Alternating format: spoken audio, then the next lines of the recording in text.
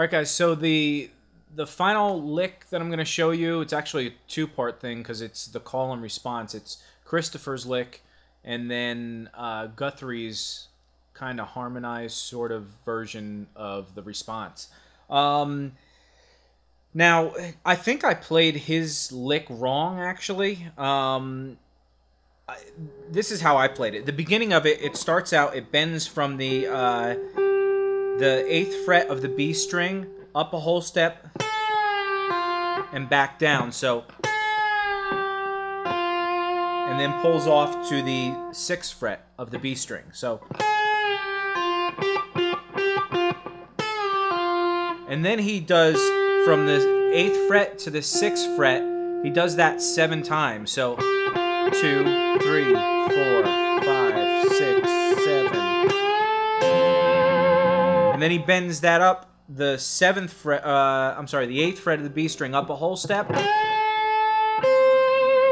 then he grabs the 8th fret on the E string underneath it. So it's...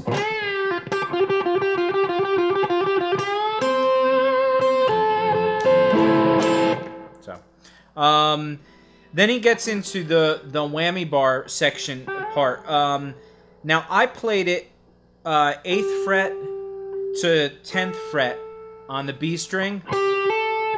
Then the 9th fret to the 10th fret on the G string. Then I played the... so that was 9 to 10 on the G string. Then I played the 10th fret on the D string. Skip the G string, go back to the B string, and play the 10 to the 8. And now, to me, that all...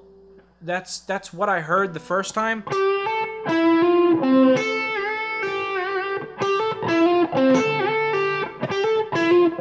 So it's...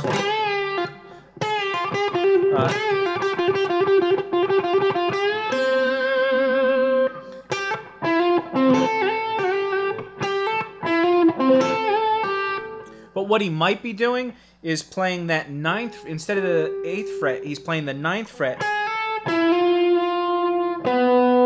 So 9, 10 on the B string, 9, 10 on the G string, and then 9 on the D string, back up to the 10th fret of the B string. So instead of... I think he might be playing...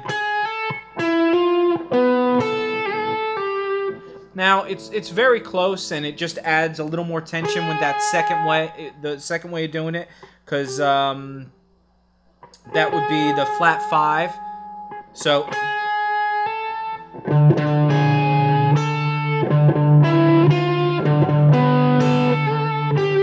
instead of...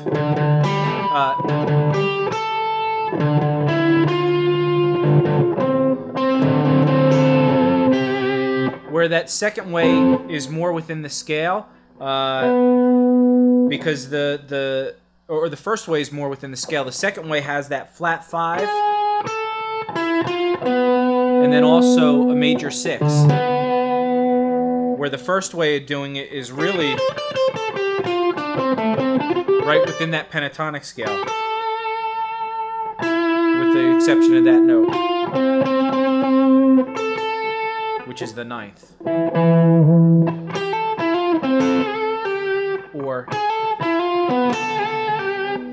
So when you're playing these things, it really doesn't matter which one you play. They both sound pretty cool. But take that phrase and experiment with it again in just the pentatonic scale. So you're hammering on from one note to the next, go down the next string, one note to the next, go down to a note on the next string, skip a string, and pull off. So you can do just the pentatonic scale, D minor pentatonic. You can go... Or...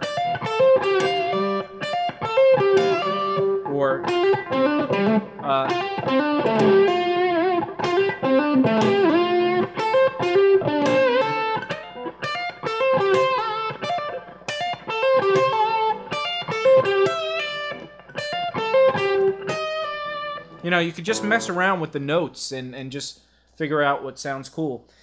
That's the way I like to get mileage out of licks. Like, I'll learn something and then I'll try and explore, you know, okay, I thought that was cool, what else can I do with it, kind of thing. So after he goes up that, we'll do it the second way.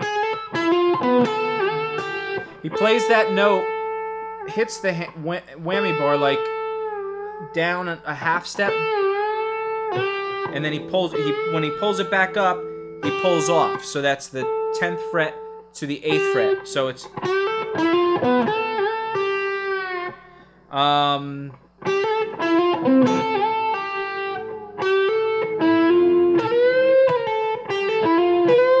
then he hammers on from the 8th fret to the 10th fret on the B string, to the 9th fret to the 10th fret on the G string. Then he slides up from now again 1 of 2 ways. I'm not sure exactly if he's doing it this way.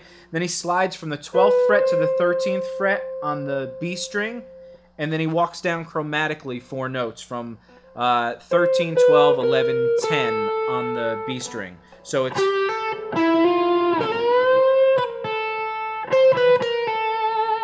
and then he slides off.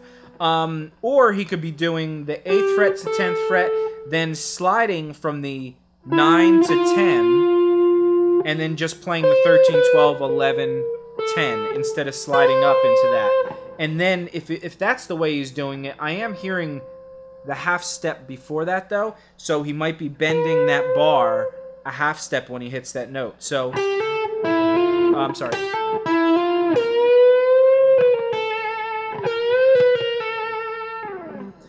So anyway, that's his part of the lick. Now we'll get into Guthrie's mimic of that lick.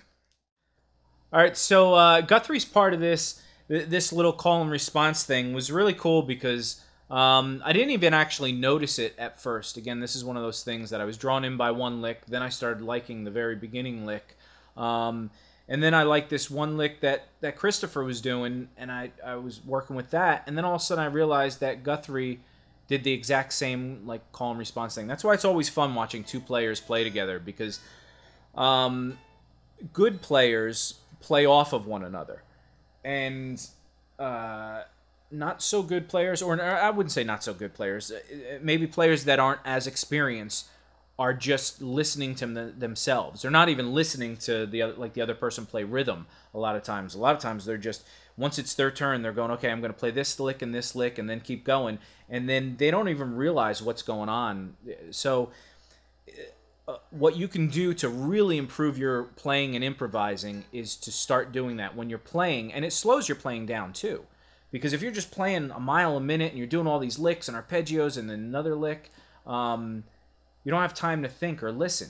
Whereas if you slow your playing down and you do some phrasing and you're listening to what the rhythm guy's playing or what he's playing before you, you can mimic what's going on, and it just ties the music together a lot better. Anyway, enough yapping. So Guthrie's part, basically, when Christopher does this, Guthrie comes in with a part that goes. Now he plays the same exact. He starts for like 4 notes, the same exact thing that he was doing.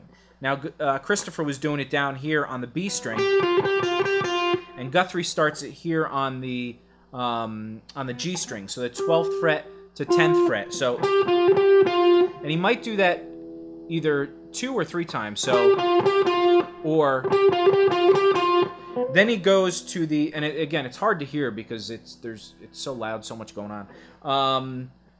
Then he goes up to, out of the pentatonic scale, he just goes to the next string, the B string, and plays the 13th fret to the 10th fret. So, and so I guess he does that maybe 3 times. I didn't prepare enough to know exactly how many times he does this, but I know he goes. So then he goes from the 13, 10, 13, 10, 13, 10, and then 13 slides up to the 15, and that's all on the B string, and then he plays the 13th fret on the E string. So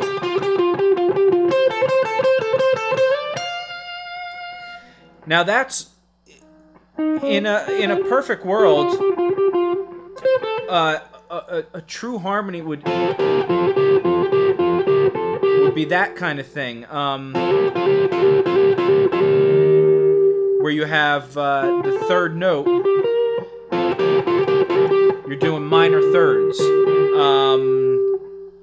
Now he ends up doing fourths.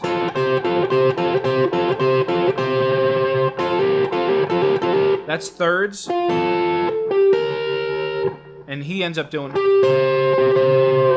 which again you could end up. He could have just done, but he ends up doing. Yeah. So anyway, so on to the next part. Then he does when Christopher did this part,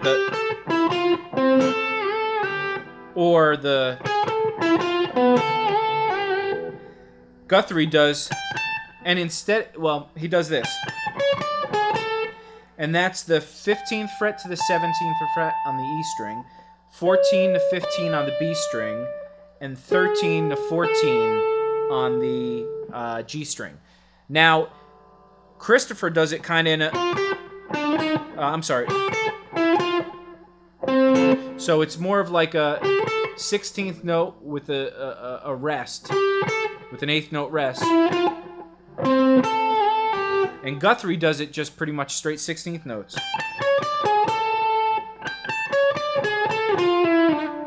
And then he slides down from the 10th fret to the 8th, I'm sorry, the 10th to the 9th to the 7th fret. And then he starts just going down the pentatonic. Starts doing some whammy bar kind of stuff. But the cool part about that is, again, he's mimicking, but he's not perfectly mimicking him. This beginning section, he comes close to mimicking Now Christopher bends and hits that note instead of sliding and hitting this, and Guthrie slides and hits that note. So that's where he starts separating the two. And then Christopher does this thing where he does, it's 16th notes with the rest in it, and Guthrie just goes solid 16th notes. So that's the lick, the phrases, and the stuff that I found pretty cool in this little jam. I hope you got a lot out of that. Again, I know I talk a lot. It's just me. And I know I break these things down into more detail than most people do. But for me, that's how I learn best. Because I used to just learn licks. And for years, I just play licks. And I never really knew how to use them or what was going on. I mean, I understood them, but I didn't really get a lot out of them. It was, I got a lick, and I got another lick, and I had a whole library of them. And then every once in a while I'd be excited because they're like, oh man, I forgot all about that lick, and I'd just play it. But then now I'm starting to break things down with like understanding the subtleties of bends and slides and all that kind of stuff. And I think it's improved my playing a lot. So anyway, like I said, I hope you enjoy that. Check out guitarbreakdown.com when you get a chance. It's getting there. So it will be up and running soon, and we'll have a blog, and we'll have a whole bunch of stuff. We got this, I keep talking about it, but this event we're trying to put on by the end of the summer. I was hoping sooner, but I got kind of drawn away from it for a while. But we're going to keep up all these lessons. Please click, subscribe, click like, and if you like it, and all those kind of things, post comments and all that.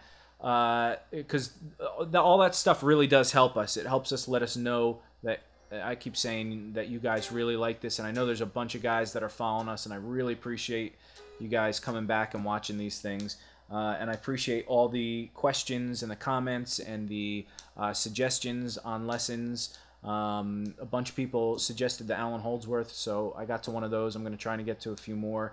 A bunch of people have been talking about the Matt Schofield stuff, and I've looked at some of his things, and there are a few things I want to try and get to. Scott Henderson, I've got like a long 5 or 6 part lesson that's coming up right after this, and I think you guys are going to really like that one. It's one of my favorite. Out of all the lessons I've done so far, it's one of my favorites. So, and Carl's got a few lessons coming up, and yeah, just stick around, and I hope to see you on the next one. Thanks.